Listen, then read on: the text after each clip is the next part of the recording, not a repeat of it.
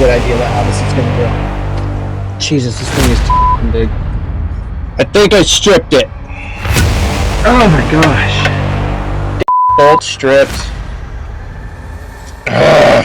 Well, here we are, balls deep under the car now. Dude, that's sick.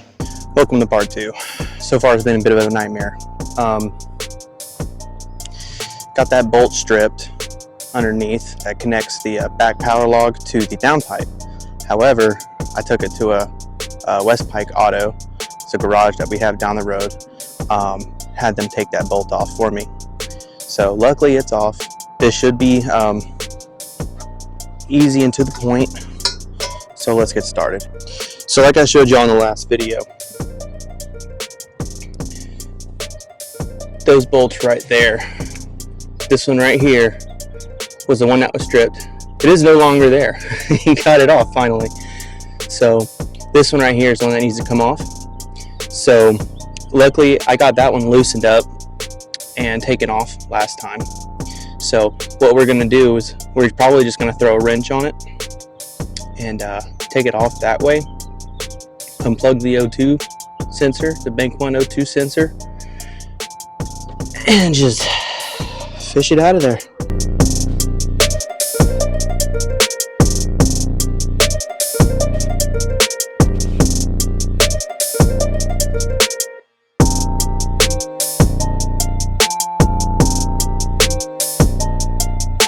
All right, next we got to remove the bolts off the power log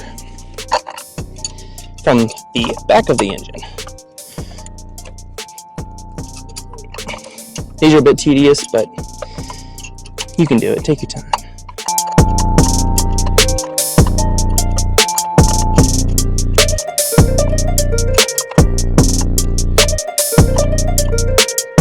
There should be 5 bolts back here.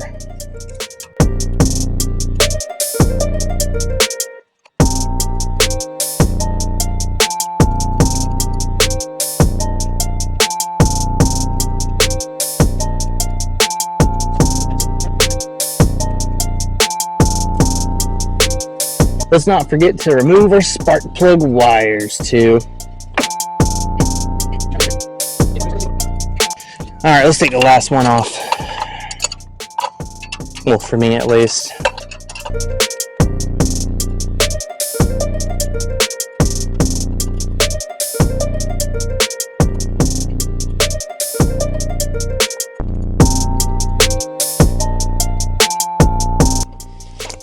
And there's my last one.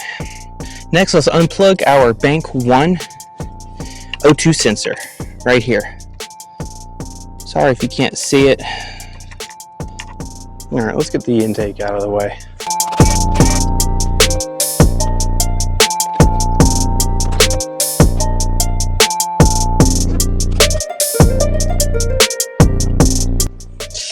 All right, so now we're going to take our cross pipe out again. Those are going to be 13s.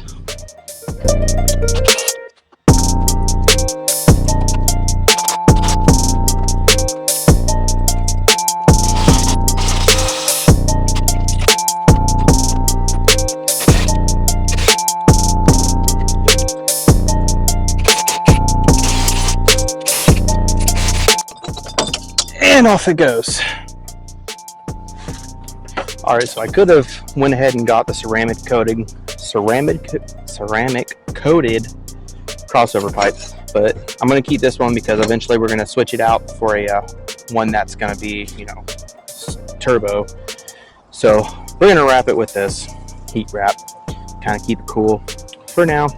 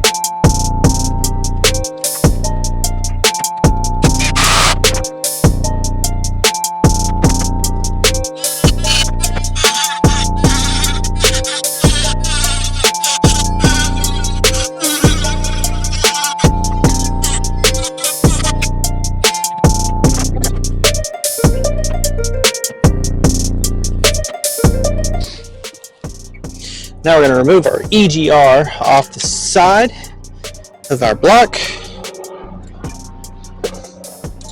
This is just going to help us get to that bolt that's holding the EGR onto the rear power log a little better. If you got a spacer, look out for your spacer. That's going to fall off.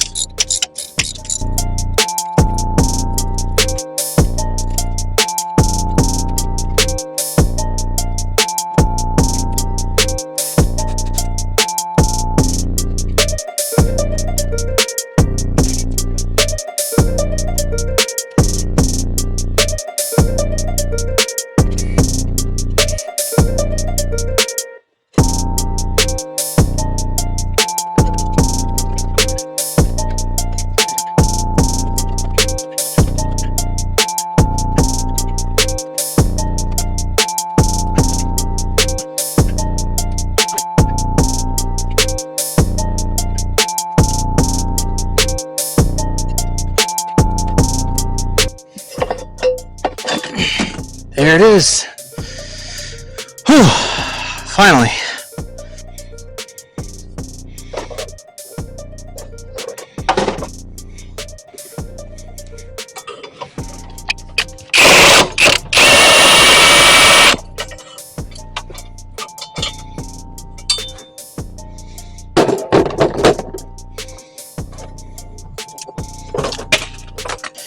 Okay, now we got to get this O2 sensor off. This can be a little bit of a task sometimes.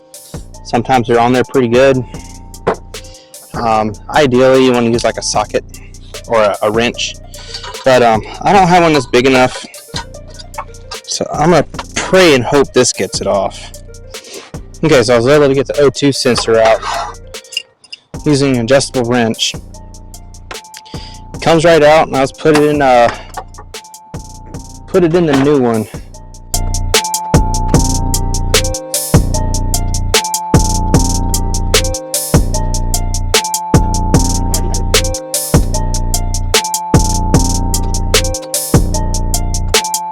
Alright, so we got the O2 sensor back on.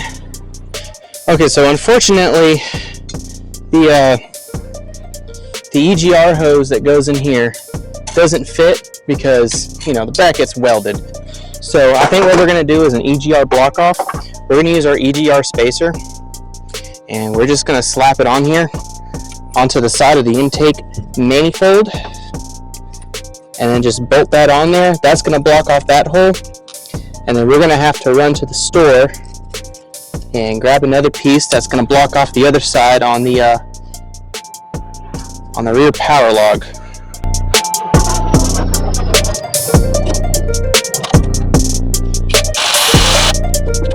Please keep in mind when you're doing an EGR block off, it's going to throw a code, so make sure you get that code deleted. Otherwise you will not pass admissions. So EGR block off on the intake manifold is done. So we're going to go and get this right here blocked off.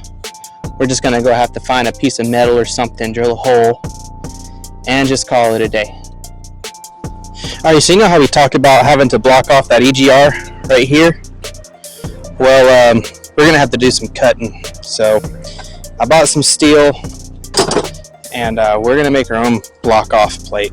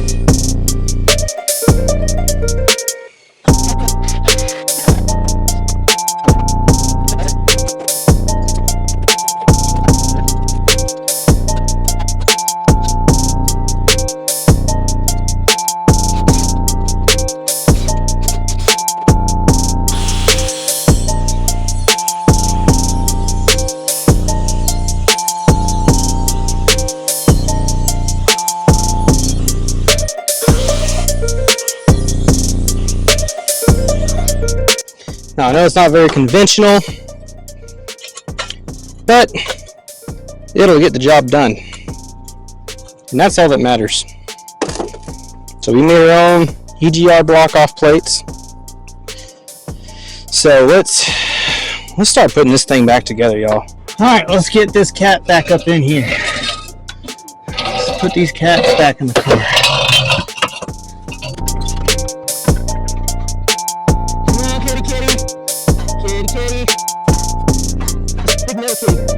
Big metal kitty. Sounds like a bird. That's big metal kitty.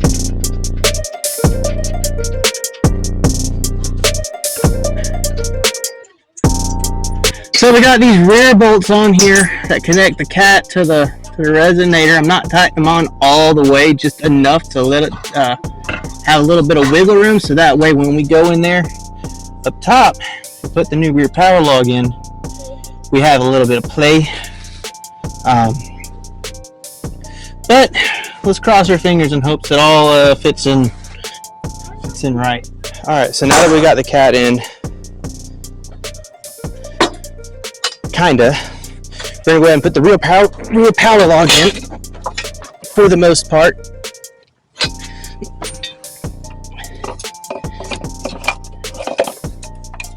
Yeah, this one's gonna go in a lot easier since I don't have the EGR on it. Just watch out for your O2 sensor. You don't want that to get bound up and break. That would suck.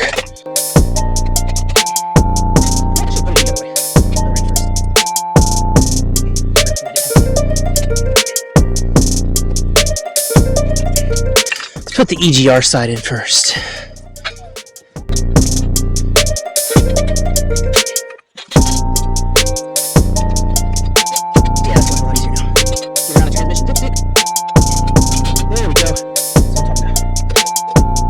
First things first, we're going to connect it to the cat here first. I'm not going to use traditional OEM bolts. I'm just use some bolts and some nuts to put in there that came with the kit, because I just feel like those would be easier to get out in the future, and well, they were stripped, so we're going to do that. Okay, so after struggling, I got it tight finally. Do not forget the gasket that goes in the middle. I almost forgot that gasket. We had a really bad exhaust leak.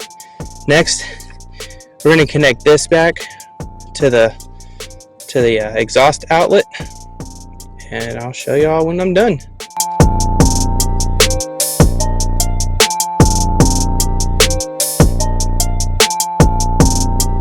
All right, so we got the exhaust all mounted back up, or the power log mounted back up completely, 100%. Do not forget to wipe it off, because if you don't wipe your fingerprints off of it, it'll, once it gets hot, you'll never get rid of those fingerprints.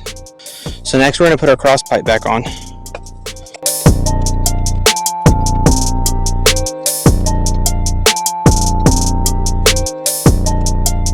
I don't know why I've always struggled with putting the cross pipe on. It's so easy. I struggle with it. I don't know why.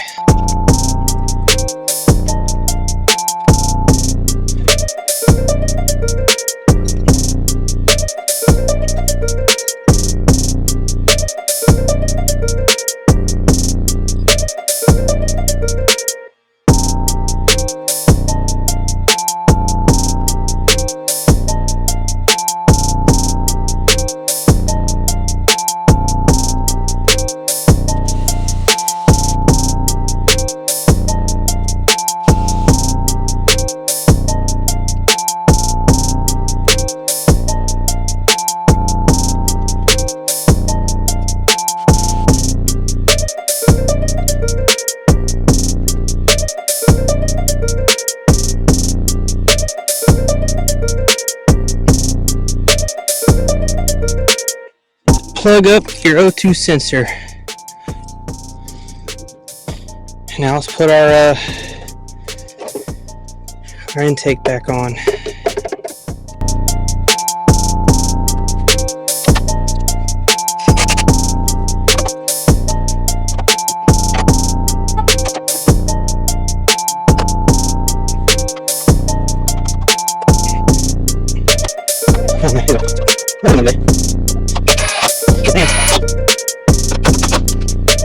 And now, I think we're done. This took forever, man, but I guess we'll see if it'll turn over.